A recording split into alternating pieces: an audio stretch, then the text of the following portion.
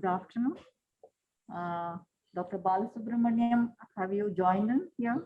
Yeah, I'm there, Dr. Sumati. Okay. So we'll first have Dr. Prashant Tangachan talking about Dr. Kiruba Shankar, and after which I will introduce you, and then you can deliver your oration.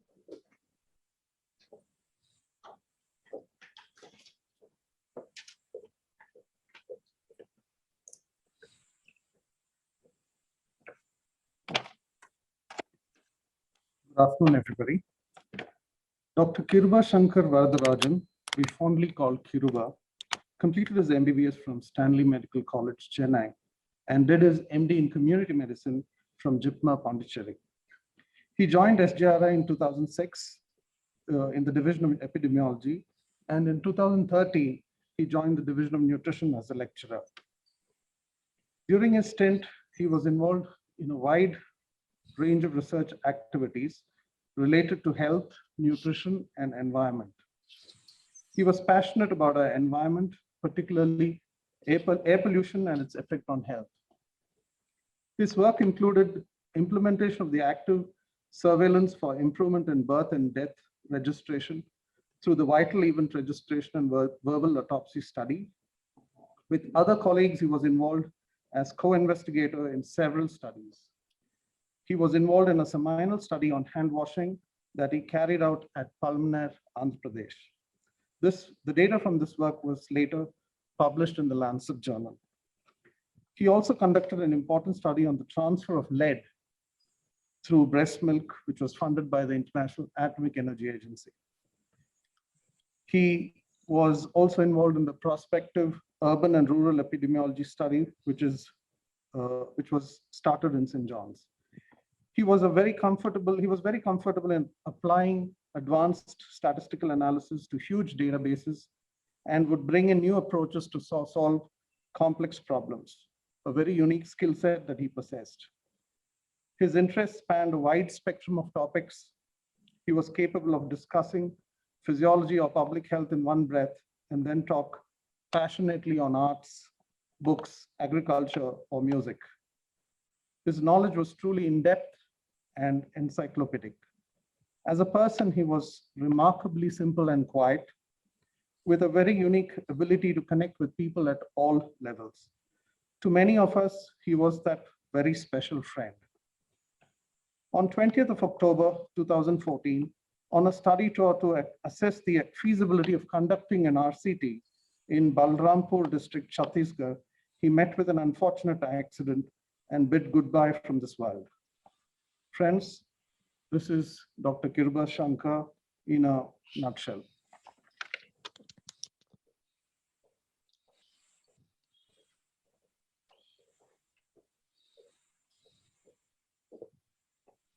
Thank you, Prashant. Let me introduce you all to Dr. Balasubramaniam. It is indeed an honor and privilege to welcome Dr. Balasubramaniam to deliver the Kiruba Shankar Oration this year. Having embarked on his journey in the development sector by living and working for several decades among remote forest-based tribal communities in the southern Indian district of Mysuru, Dr. R. Balasubramaniam, also called as Balu in short, is a widely respected development expert, social innovator, leadership trainer, and writer. After his MBBS, he earned his MPhil in Hospital Administration and Health Systems Management from BITS Pilani. He has a master's in public administration from the Harvard Kennedy School, Harvard University.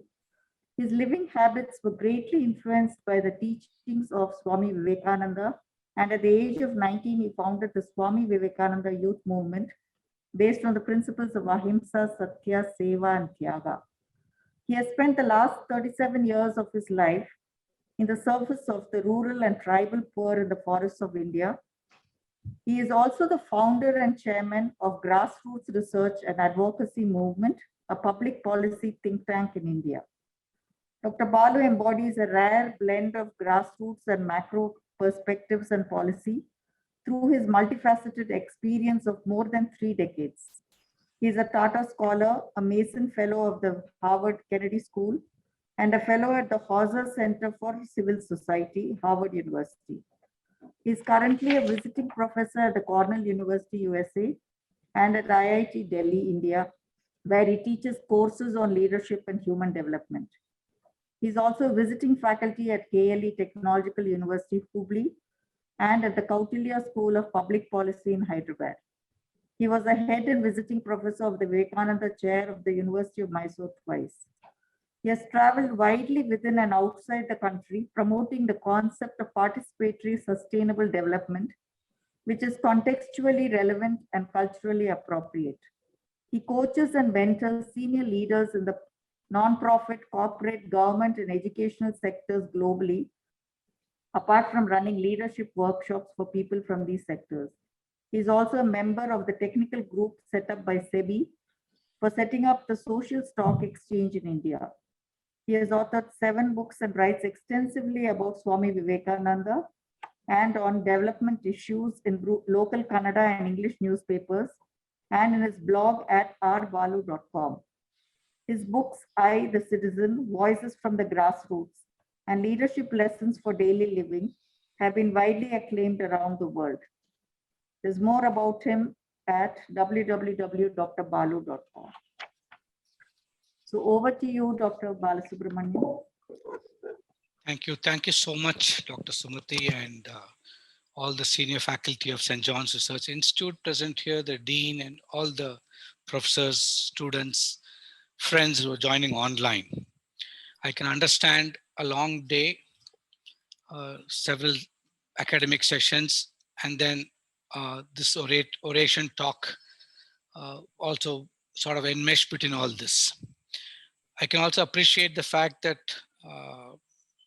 this oration, in the name of Dr. Kiruba Shankar, who's, when I was listening to the description, before that, I was wondering, the title of the talk was asking the right questions and trying to find community embedded answers. And I was constantly asking myself 2 questions. Am I the right person? And is this the right occasion?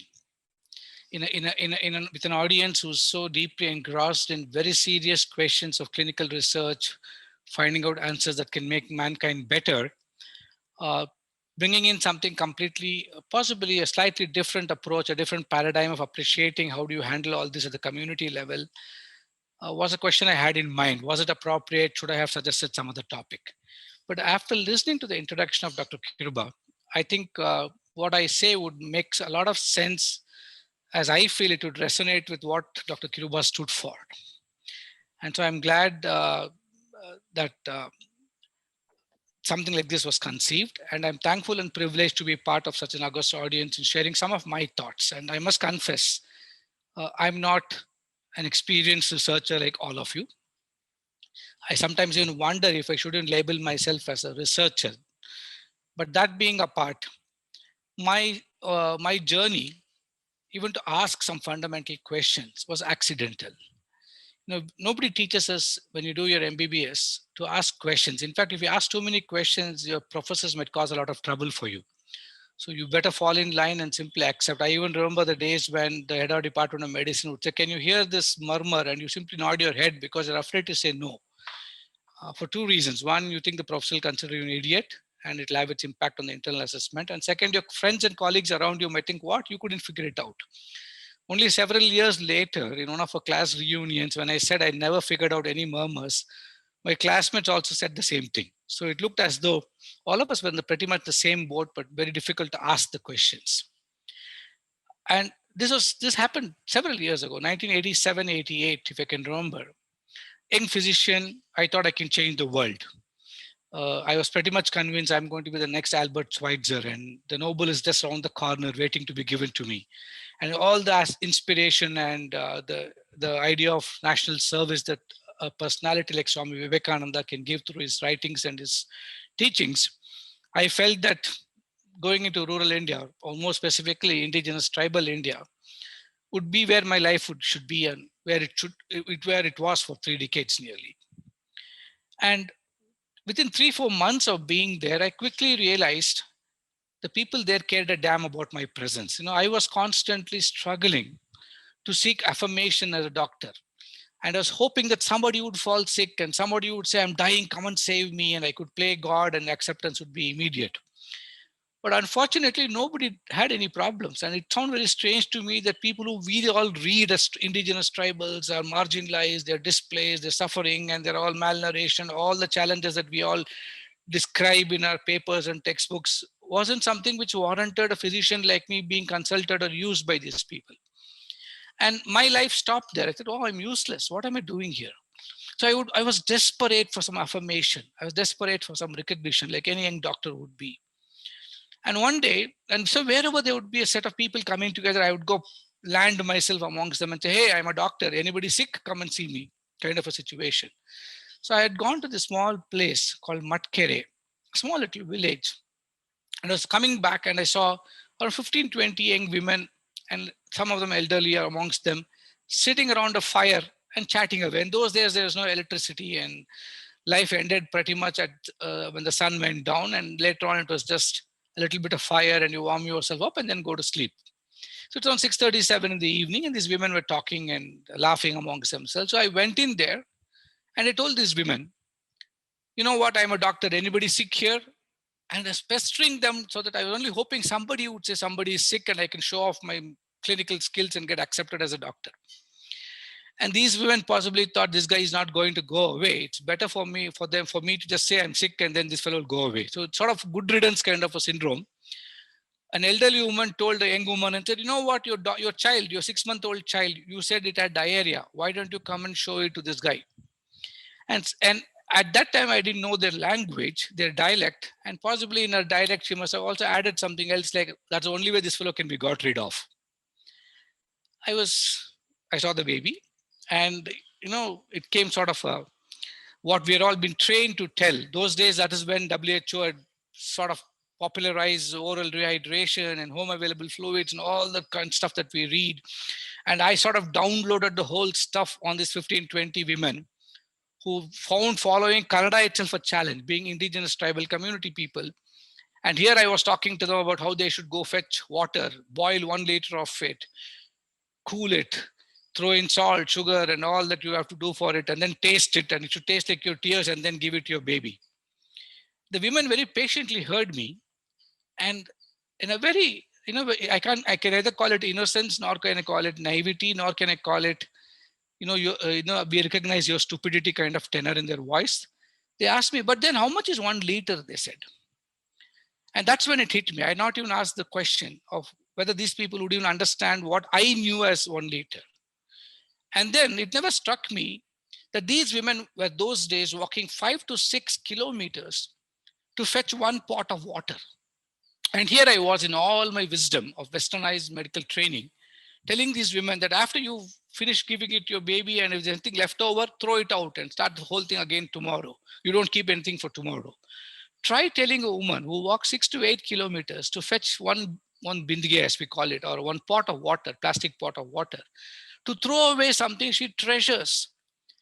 On the other hand, I would even say researchers should actually walk 5 to 6 kilometers and carry 1 pot of water at 40 degrees centigrade and then understand what it is to understand what Madhi, that lady, told me that day. And I was sort of taken aback.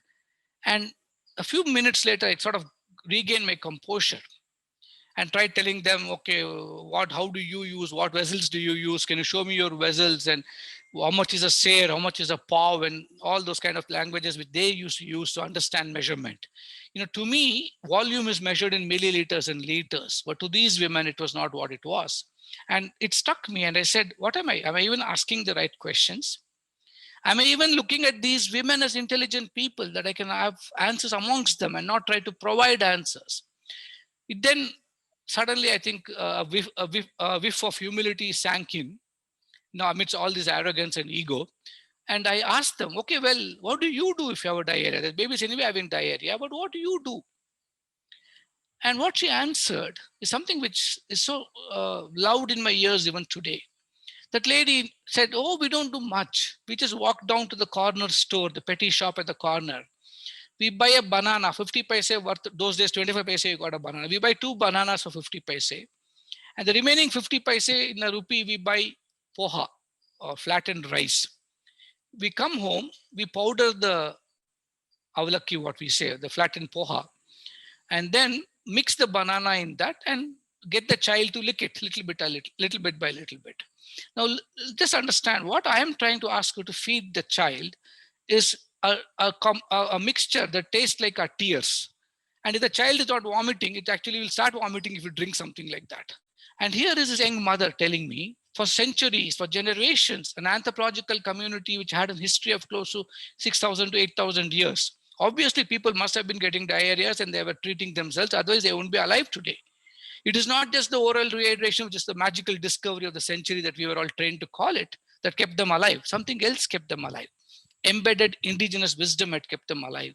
And most of the time, many of us don't recognize it. At least I hadn't until that episode happened to me. And this woman told me, we just make this child like it and it enjoys it. And if any of you haven't tried it, I would strongly recommend powder a little bit of poha, mix it in a nice banana and try eating it. Extremely tasty. So here is a composition which for centuries has been practiced by indigenous communities, where the banana, which is an excellent bowel binder, as all of us know, all the potassium and sodium that you want, 80% fruit in that water in that fruit, and the complex carbohydrates in starch and rice that we give in poha, the ideal combination that that child needs without even, it's sort of a food which is acceptable and eatable and edible compared to the ORS that we give. And I was asking myself, why hasn't research discovered this? Why does research discover an ORS and not something as simple as what this tribal lady taught me? Is there something wrong in me as a person looking at it?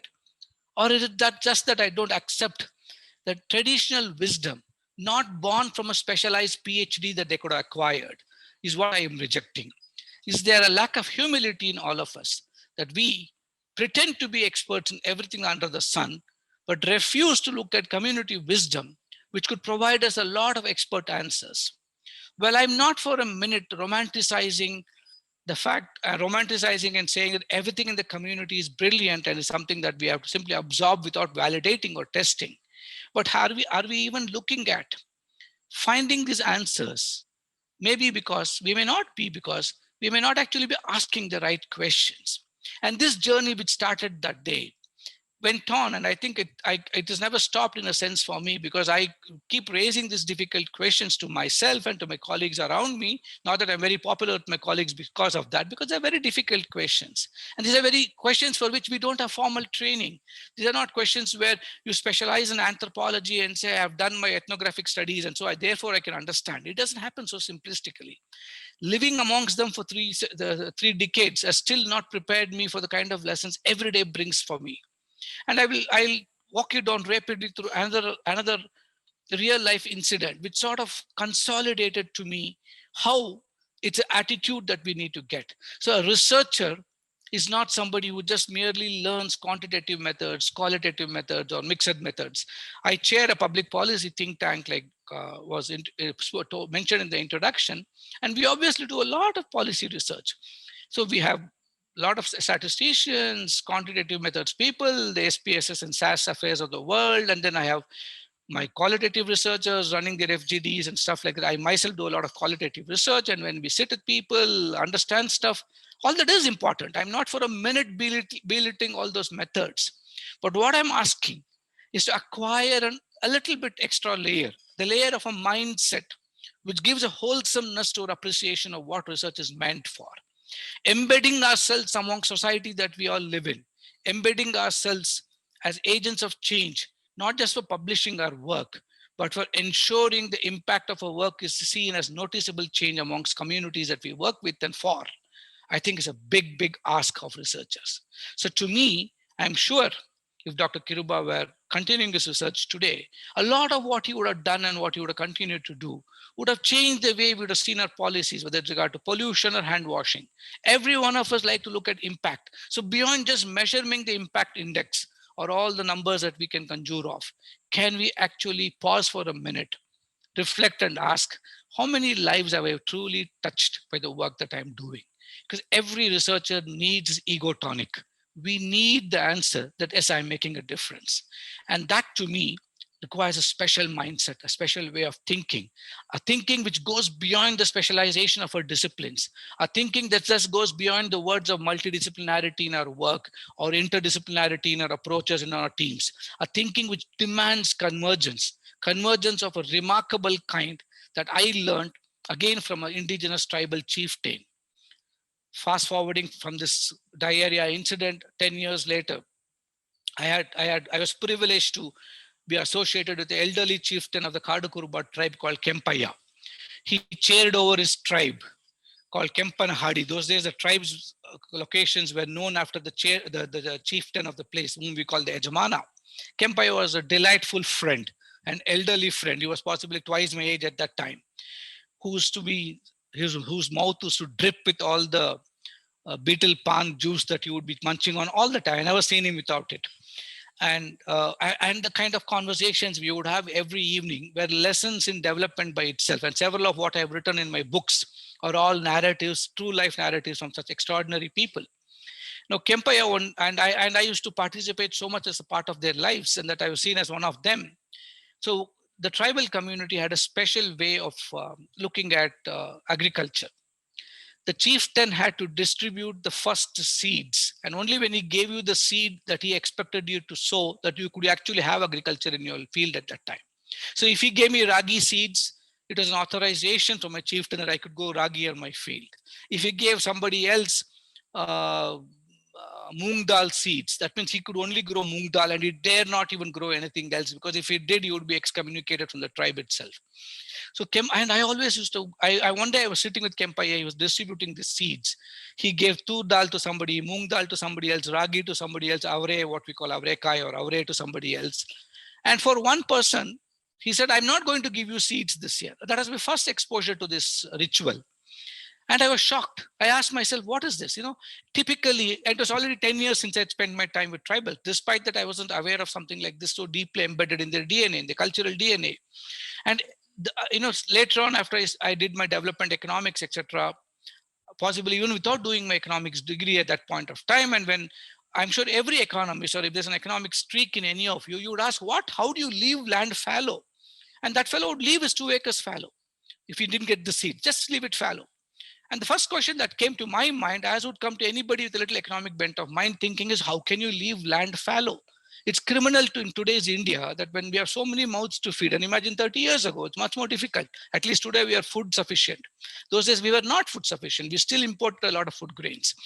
And to leave land fallow, I thought was criminal. So after all the session was over, I sat with Kempaya and asked him, Kempaya, how could you do this? How could you be so stupid? How can you leave land to be fallow? Why didn't somebody take up cultivation there? Why didn't you allow that Lokesha to cultivate?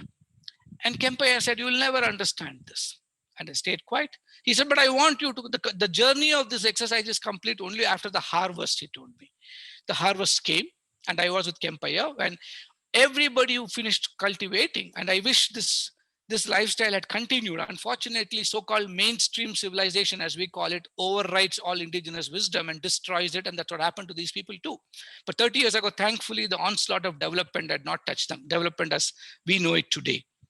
And all that everybody grew had to be brought to the Chavadi, the central place where the Ejamana would hold court. And I would bring ragi, and somebody would bring moong dal, somebody would bring togri dal, and they were all accumulated. And Kempaya would distribute it family-wise. He would give 2 bags of ragi to somebody, 4 bags of ragi to somebody else. And I noticed Lokesha got his share of all the food grains. Everything that was grown in the village was distributed to him also. Equity at its best representation, if you can look at it. It was not divided based on the labor that somebody put in. What was prized was not labor, that was not getting monetized. What was prized was the way the food is going to be consumed and the number of people consuming it. So if I had 10 people in my house, I got equivalent to 10 people. And then he stocked a lot of it also. A lot of surplus was removed and kept with him. The first suspicion that we would get, especially in the political world that we all know about, is this fellow is knocking away a lot of stuff. But Kempaya and his sense of ethics, he kept it aside and he told me some of it will become seeds.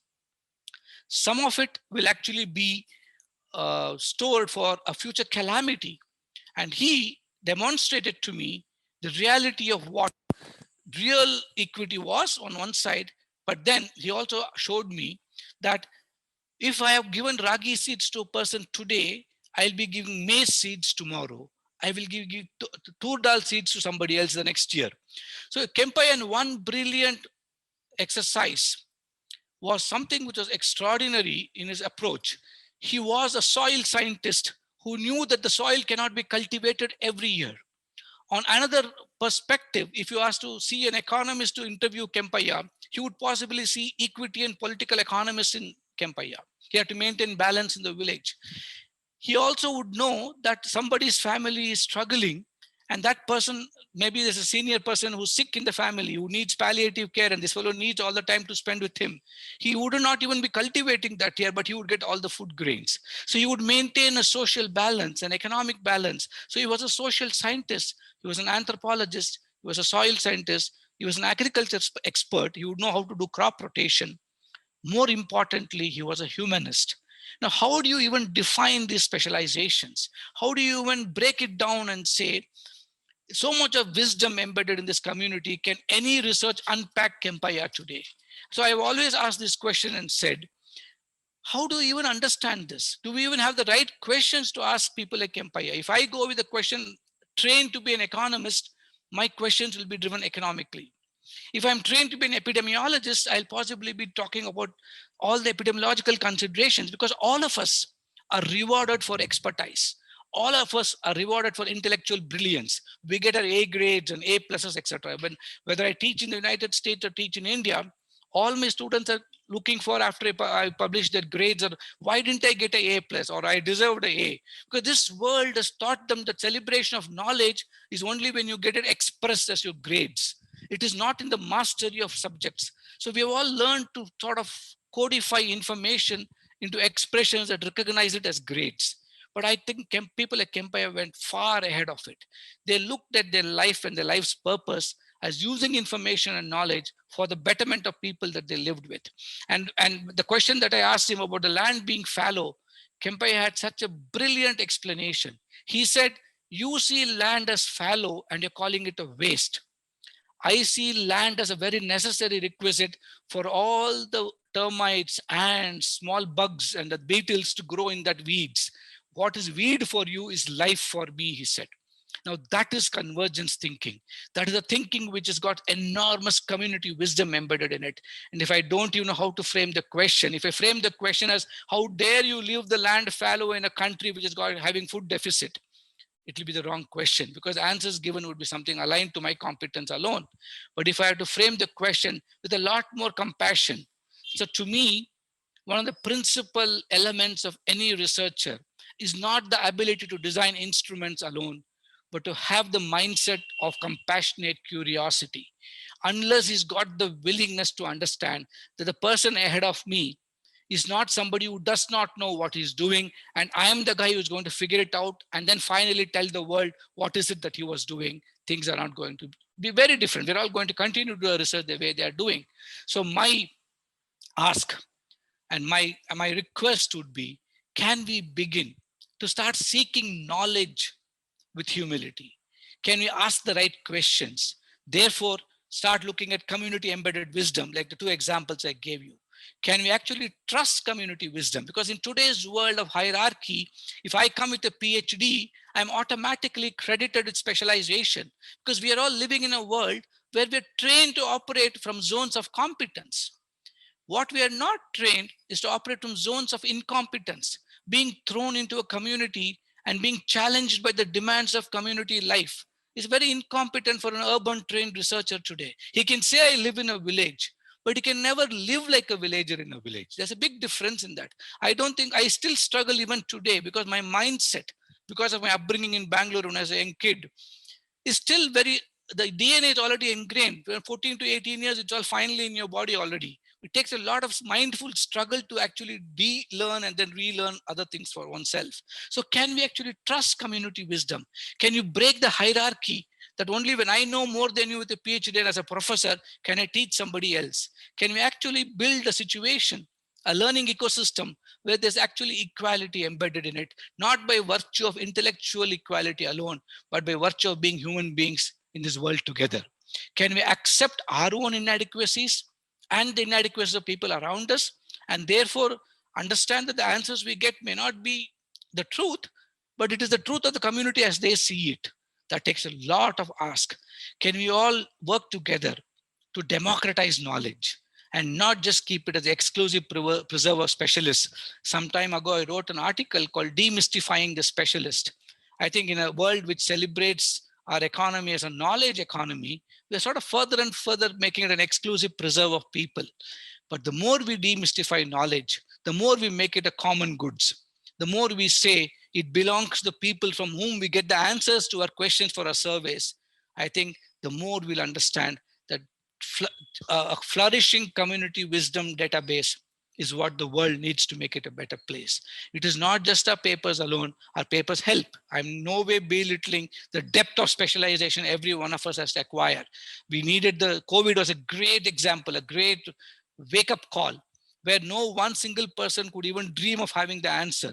For the first time, we saw man being so inadequate in his understanding of science or parts of science, the bigger puzzle, that he had put it all together. Even today, whether it's a behavioral scientist trying to figure out why people don't wear masks, or a virologist trying to decode why the mutations are so much, or the pulmonologists are trying to understand what are the impact on the lung and what are the best diagnostics tool. Is it just a RT-PCR or a CT scan that we need to be doing? So much of science is progressing so rapidly, but at different levels. Just look at aggregating all of this with the common mission that we have to work for humanity to save it. And are there solutions amongst indigenous communities, amongst rural communities? Even today, despite rural communities working so closely together, the impossibility of social distancing, the way rural economies are structured, the way rural agriculture is structured, the way rural lifestyle is structured, the way a rural house is built, social distancing is not as easy for that as it is for an urban person. If somebody falls sick in one of our house, we can always keep him isolated in a room. Try 6 people living in one room. How do you isolate? Where do you isolate? People are still living there. And why are the numbers lower than urban areas? We need to ask all these questions. It's not as though their economies are doesn't necessarily put people together. So there are a lot of questions that we need to ask and find out. Are there other practices that these communities are engaging in, which are possibly scientifically validatable and therefore replicable? I don't know. I'm just raising these questions. So to conclude, what would a researcher need? And I would again draw my inspiration from the storyline that was given about Dr. Kiruba. I think if you want to learn to ask the right questions, beyond the depth of your competence, you got to start expanding the width of accepting that I may not know enough and I have to go into unexplored territory. We need to have empathy. We need to have compassion for the people you're working with. We need to be humble. Knowledge is not an exclusive preserve which has to be promoting our egoistic acquisitions, but it could be a leveler by making me understand that I'm trying to reach out to the level of somebody else who possibly knows better, but doesn't have the language to translate his knowledge in the way I and you can understand it. Maybe that is what we are good at, but maybe that's what we need to look at them to understand and deconstruct their fascinatingly huge ocean of knowledge and put it in a palatable form for the world outside. Do we have the open-mindedness to recognize that others actually know more than us? Above all, can we treat every single human being as an equal? Can we all ask ourselves, do I even know how to listen to people? Do I listen to them with the belief that I am the know-all, who are there only to talk and download the information I have? Or do I listen to people with empathy? Or more importantly, do I listen to people with a honest curiosity of I don't know, I'm willing to know? And together in that space, can we learn how to listen together in that moment of togetherness, and therefore be willing to look for co-generated solutions, a solution not just generated by the researcher from his competence, but a solution co-generated with people, with communities, including their embedded wisdom. If that can happen, I think research will reach the next level. And I'm sure institutions like St. John, which is a pioneer in the space of research, will think about what I have said and develop possibly more and more people like Dr. Kiruba who can take this forward ahead in their lives. Thank you all so much. Such a privilege and a pleasure to have been with all of you. I know I spilled over my time by 3 minutes. I ask for your forgiveness and I thank you once more for this extraordinary opportunity. Thank you and namaste.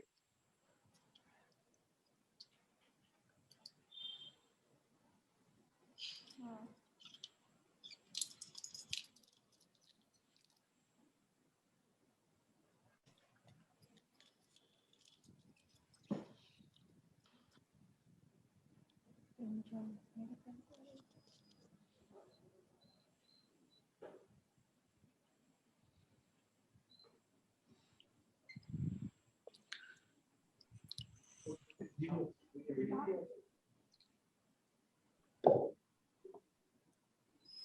you very much, Dr. Balasubramaniam.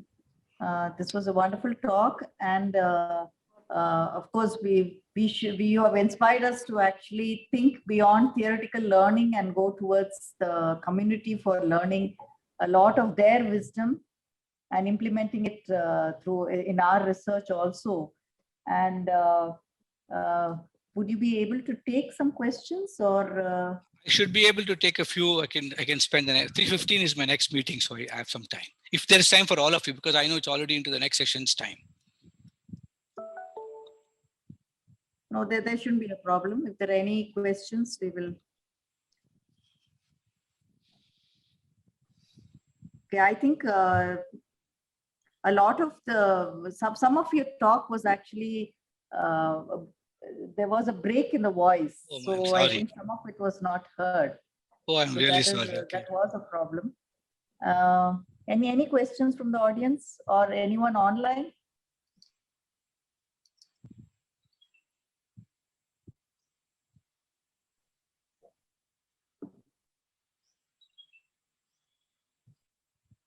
Any questions?